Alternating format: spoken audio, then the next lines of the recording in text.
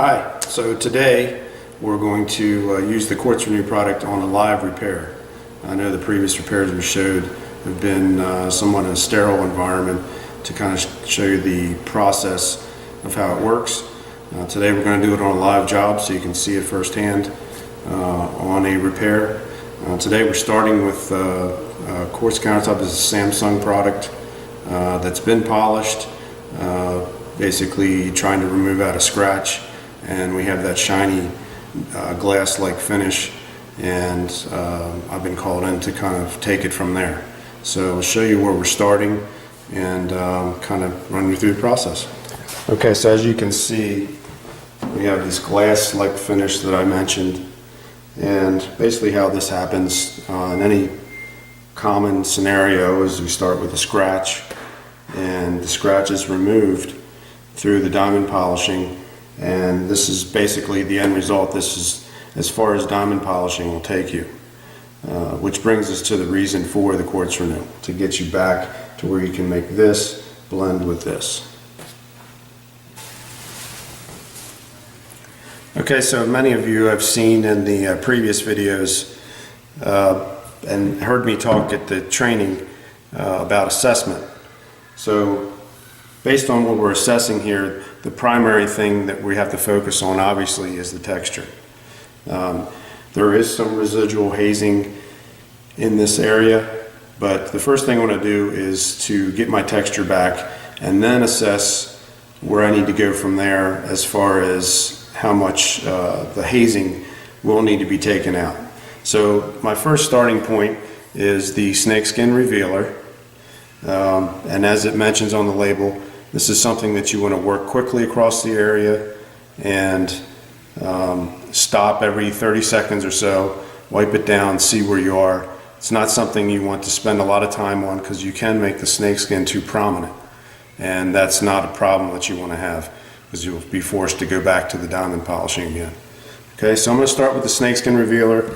I'm using the NSI's backer plate, the snail lock backer plate, and the lamb's wool pad for this step.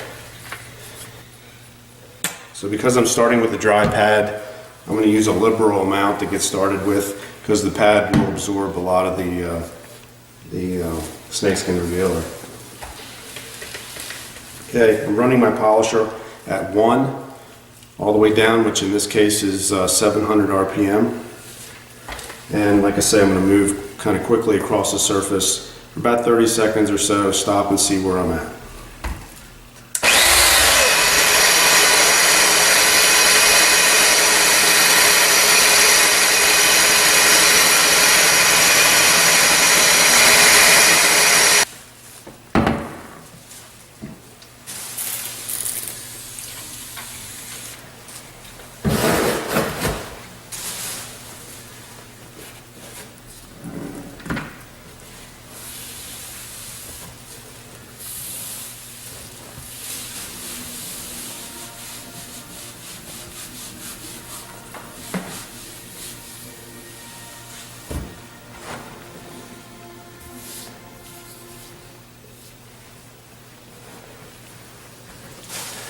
Okay, so as you can see, we have a fairly prominent area of snakeskin. Not worried about that. Just worried right now about getting the texture into this area. It is starting to bring it back, but I do have to spend a little bit more time on it.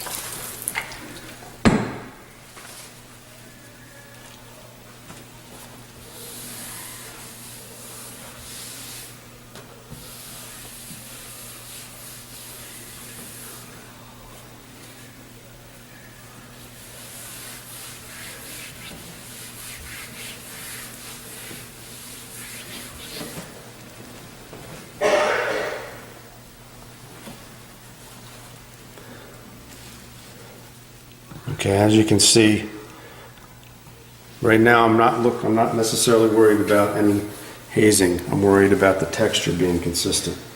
So the texture is certainly coming through pretty evenly at this point. Got a little bit of work to do to totally make it even, and then I'll be ready to go to the next step, which will be focusing on the hazing and the resin polishing.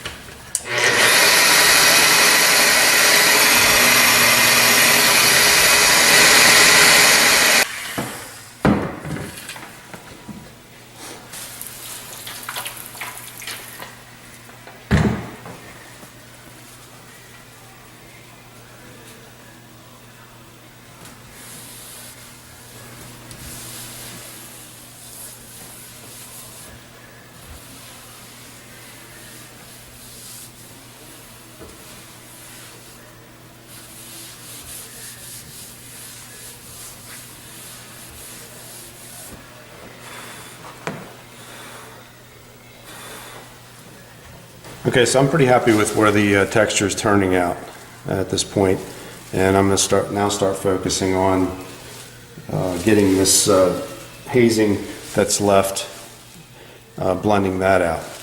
But as you can see how quickly the product works as far as creating that textured look. So you definitely want to do this in short intervals and work your way into it like I mentioned. Okay, so I'm now working to the second step, which is called the resin polish. For those of you who have used the first version of this when it came out, you'll notice that the second and third steps, the resin polish and final polish, have changed. And the most noticeable change is with the resin polish. You'll notice that it has a green tint to it. The product does separate. That's natural. So you definitely want to make sure that this is shaken well before you use it. So if you shake it well, it'll pretty much be a greenish white tint, and that means it's ready to use. Okay, so the second step is designed to polish the resin. So in the first step with the snakeskin revealer, this was really just a texture step. It does very little as far as haze goes, and their second and third step will be designed to take this hazier area to blend with this factory finish. And as you can notice, I do have a backstop all around my repair area. I just use aluminum tape and stand it up on end, and it keeps the splatter from getting into a bigger area and causing me more time in cleanup.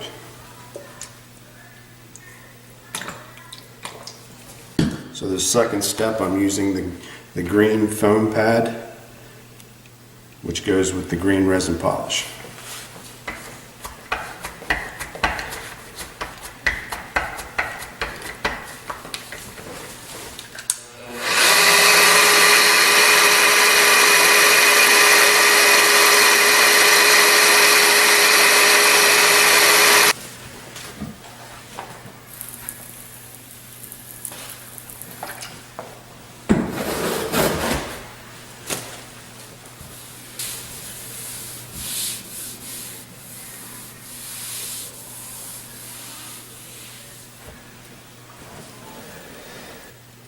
Okay, so I finished my resin polish, and again, this will get the residual hazing out.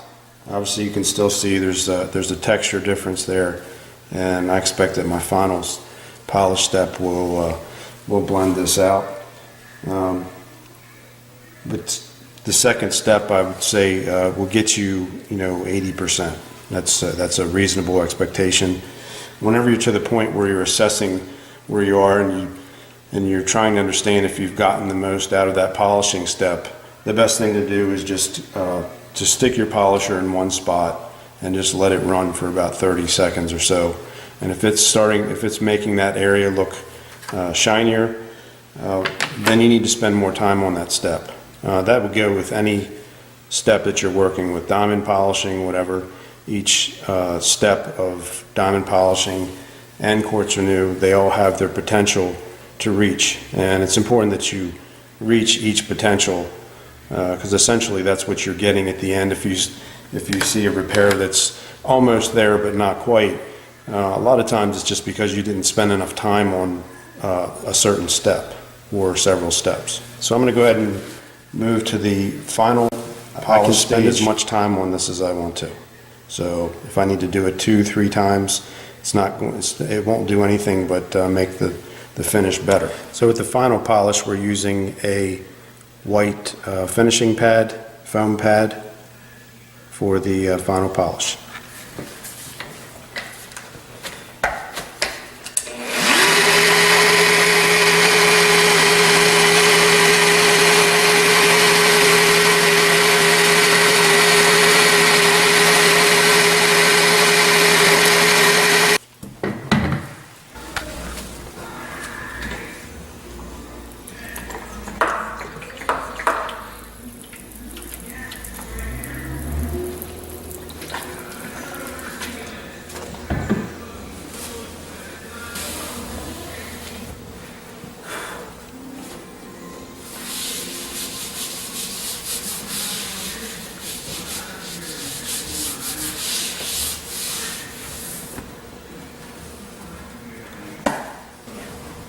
Okay, so as you can see, we've pretty much blended back in with the factory. You know, our initial area was right here, and the final polish stage probably went back over it probably 3 times until I could, you know, blend everything out. And as I got to the final stages, you know, I did blend out my area just a little bit so that you can just slightly feather any subtle differences that are between the you know, the existing finish and what your repair area is. So total time for this repair was about an hour and a half total. Okay, and just to give a couple different angles to this repair, that's very important with quartz, because it will reflect differently and show you different things depending on where you look at it. So our original area was right in here. Okay, so you can see it's, you know, the texture is blended in. You don't have this shiny spot anymore, and our sheen, you know, it's pretty consistent. So it's blended out with the surrounding area. Okay, and here's kind of a overhead view of the area.